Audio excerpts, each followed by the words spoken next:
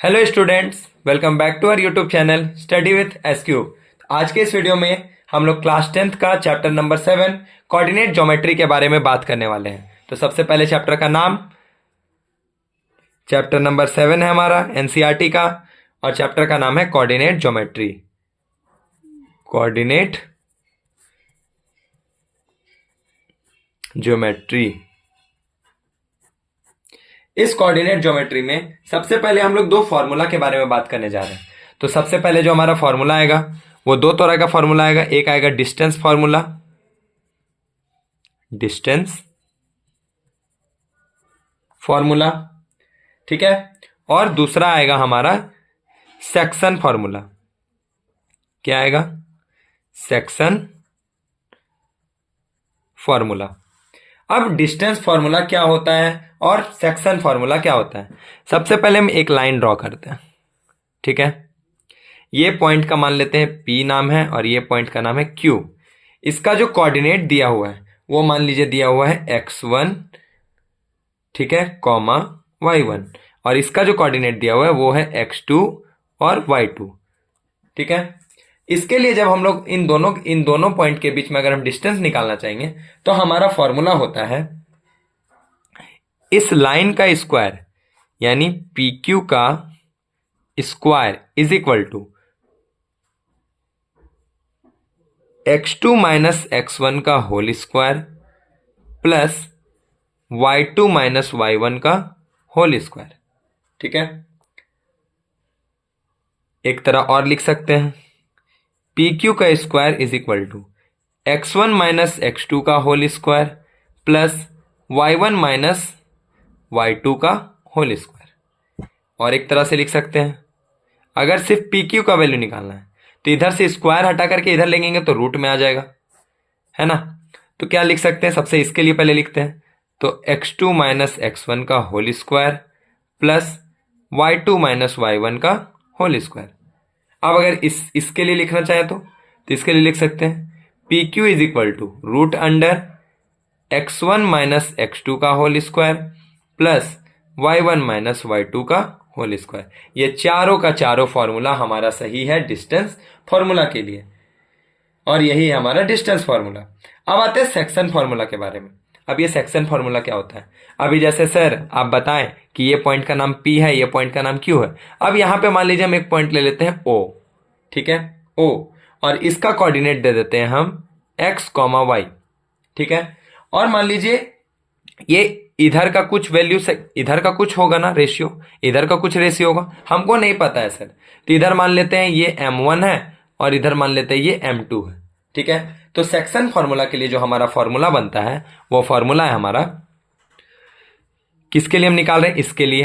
तो निकाल रहे हैं OX, y is equal to, अगर हम x के लिए निकालने जा रहे हैं, x के लिए तो लिखेंगे M1 into x2 plus M2 into x1 divided by M1 plus M2। और y के लिए जब निकालेंगे same M1 into y2 plus M2 into y1 divided by M1 plus M2। ये हमारा फॉर्मूला है, ठीक है। इससे हमारा x और y का कोऑर्डिनेट हमको मिल जाएगा, सॉरी O का हमारा जो है कोऑर्डिनेट यहाँ कहाँ पे कट रहा है वो हमको मिल जाएगा, ठीक है। और क्या रेशियो में काट रहा है वो भी पता चल जाएगा, ठीक है। अब जैसे एक क्वेश्चन देखते हैं, ठीक है। ये आप लोगों का एनसीईआरटी का एग्जाम्पल नंबर 2 है। एग्जाम्पल नंबर 2 अब हम चलते हैं।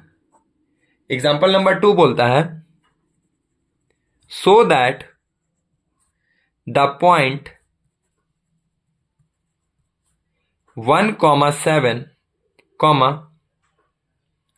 4,2, -1, -1 and -4,4 are the vertices of a square।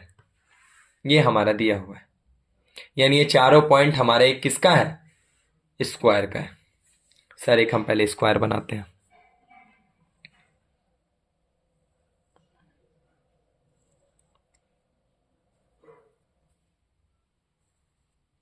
बन गया स्क्वायर। अब ये मान लेते हैं ये ए है, ये बी है, ये सी है और ये डी है। इसका ले लेते हैं 1,7, बी का ले लेते हैं 4,2, इसका ले लेते हैं -1, और इसको ले लेते हैं -4,4। अब यहाँ से एक डायगोनल दे देते हैं इधर और एक डायगोनल दे देते हैं इधर। ठीक है, डिस्टेंस फॉर्मूला से हम लोग जानते हैं, चलो देखते हैं। तो लिखेंगे by distance formula. Distance formula से क्या होगा, तो ए और बी के लिए देखते हैं। तो A B is equal to, अगर ए बी का अगर हमको वैल्यू निकालना है, सर अभी आप एक फॉर्मूला बताए थे ये वाला, अगर हम पी क्यू का वैल्यू निकालना है तो x2 माइनस एक्स का whole square plus y2 minus Y का होल स्क्वायर। तो यहाँ पे देखिए, तो यहाँ के लिए x2 कौन होगा, तो 4, x1 कौन होगा, तो 1, y2 कौन होगा, तो 2, और y1 क्या होगा, तो 7। लिखते हैं 4 माइनस 1 का होल स्क्वायर प्लस 2 माइनस 7 का whole square, this is equal to, यहां पे क्या आ जाएगा 3 का स्क्वायर, और यहां से आएगा तो -5 का स्क्वायर।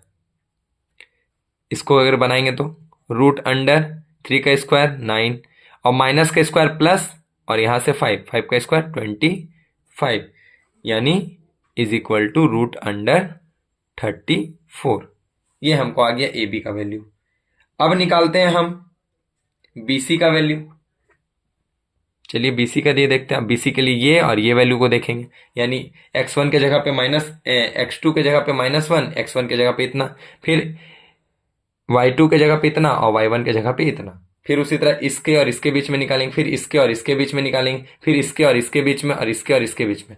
अगर हमारा दोनों डायगोनल इक्वल आ जाएगा, दोनों डायगोनल हमारा इक्वल आ जाएगा और सारा साइड्स हमारा इक्वल आ जाएगा, तो हम क्या बोल देंगे कि ये हमारा एक स्क्वायर है। ठीक है, चलिए देखते हैं। अभी सबसे पहले बीसी का वैल्यू निकालते हैं। बीसी, तो लिखते हैं BC is equal to root under -1 - 4 का होल स्क्वायर प्लस -1 - 2 का whole square is equal to root under -1 और इतना यानी -5 का होल स्क्वायर प्लस -3 का होल स्क्वायर। दिस इम्प्लाइज, यानी 5 का स्क्वायर 25 और 3 का स्क्वायर 9। सर आप माइनस का उड़ा दिए, तो माइनस का स्क्वायर क्या होगा, प्लस, माइनस का स्क्वायर क्या होगा, प्लस। इसका वैल्यू कितना आ गया 34। सेम सी और डी के लिए निकालते हैं। सी और डी के लिए भी फिर यहां से हम लोग निकालेंगे इधर देख करके।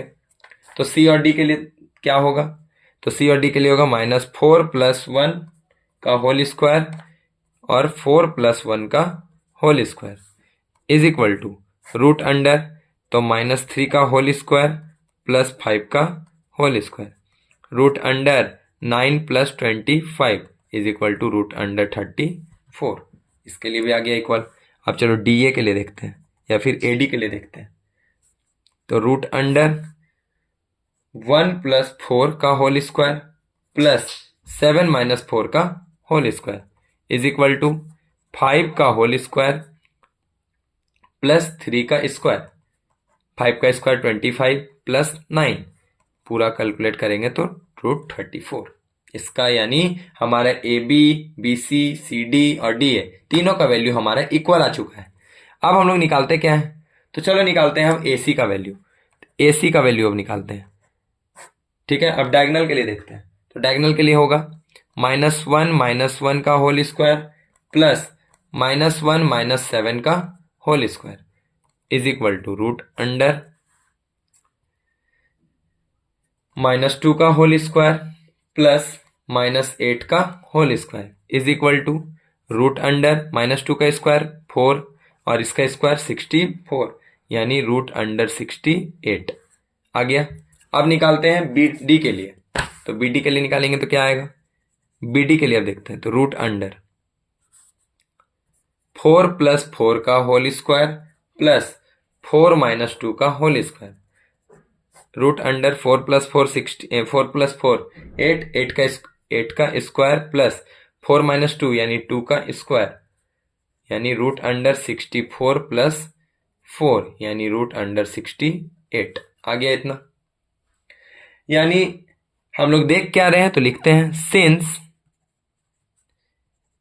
ए B is equal to B C is equal to C D is equal to D and A C is equal to B D.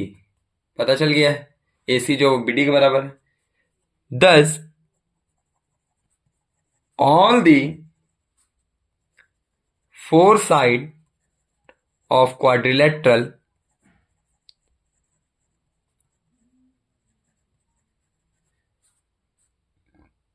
are equal and its diagonal are also equal, therefore it is a